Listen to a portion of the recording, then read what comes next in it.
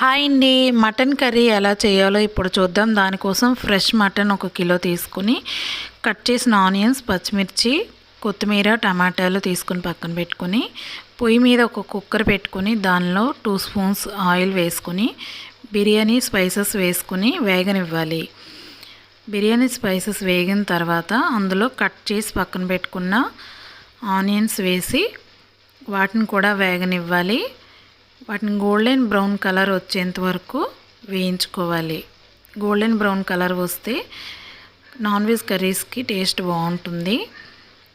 ఇలా కలర్ వచ్చిన తర్వాత అందులో అల్లం వెల్లుల్లి పేస్ట్ వేసుకోవాలండి. ఫ్రెష్గా చేసుకుని వేసుకుంటే టేస్ట్ ఇంకా బాగుంటుంది.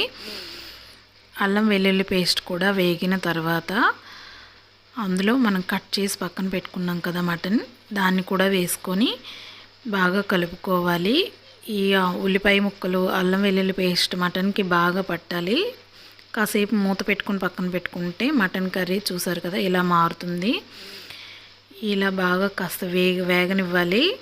వేగిన తర్వాత అందులో ఉప్పు, రాక్ సాల్ట్ వేసుకోండి, మీ దగ్గర ఉంటే బాగుంటుంది. పసుపు, కారం, మసాలా, అలాగే కట్ చేసుకున్న ఒక 2 కానీ 1 కానీ పచ్చిమిర్చి వేసుకోవాలి.